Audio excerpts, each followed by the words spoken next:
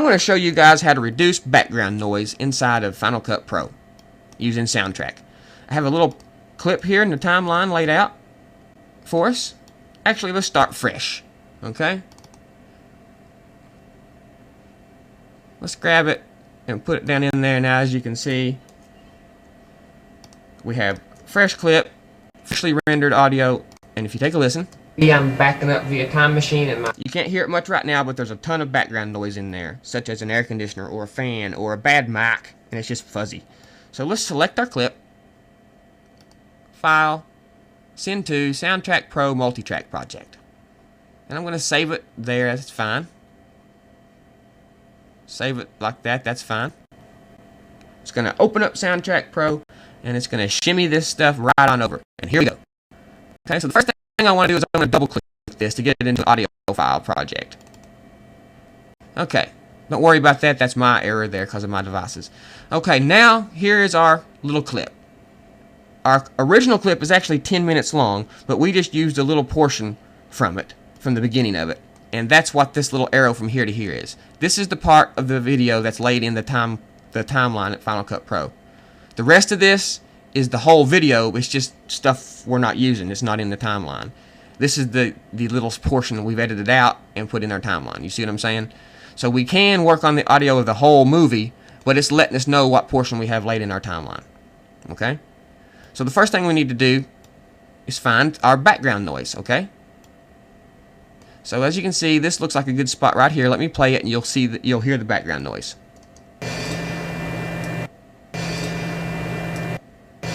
You hear that? So let me highlight it.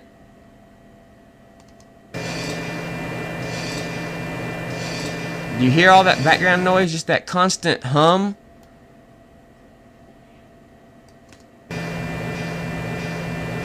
I don't like that spot. Let's try a different spot.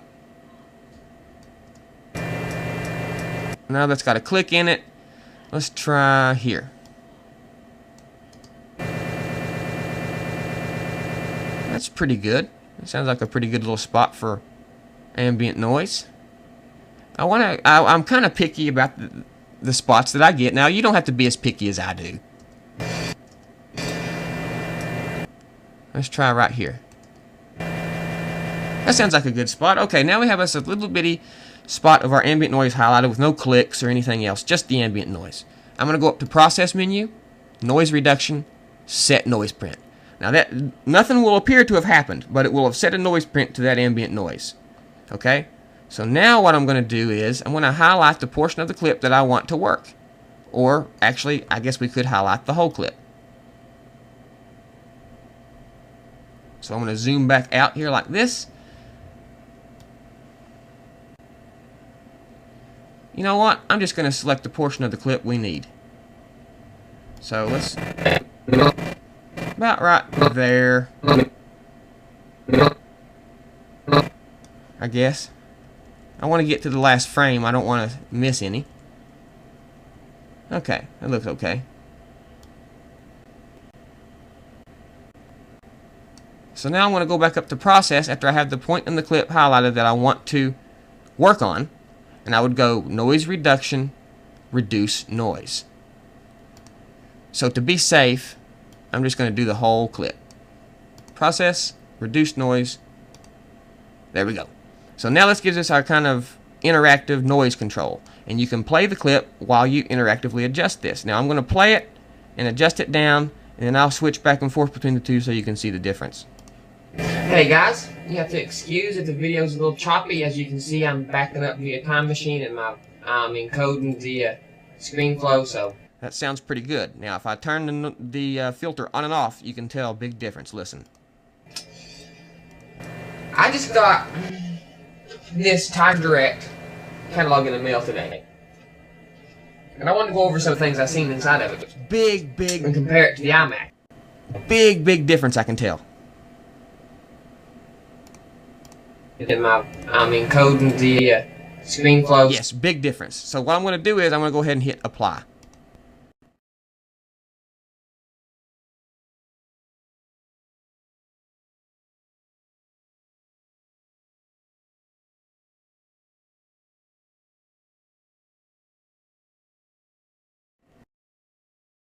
Zip. Now when I play, up via Time Machine and my encoding the absolutely no background noise. So let's go up to File and let's save it.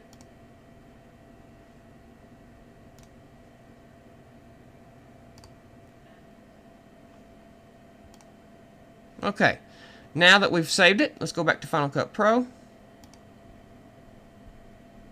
Now you can hear we have our original audio. Hey guys, you have to excuse it. Okay.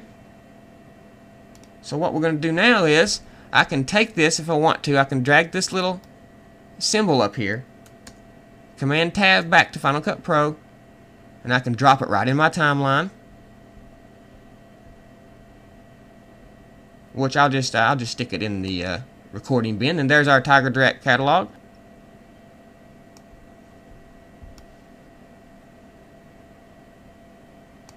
Like so. And I'm going to trim it down because we don't need all of it.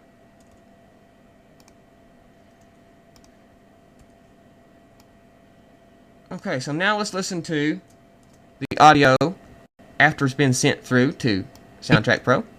I'm backing up via Time Machine and my encoding the ScreenFlow, so as you can see, the voice and everything is lined up exactly how it should be. Hey guys, you have to excuse if the video's a little choppy.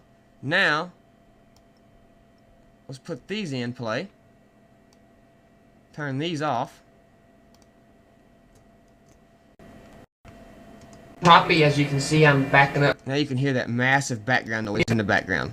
Hey guys, you have to excuse if the video's a little horrible, horrible, horrible. I would just assume turn these off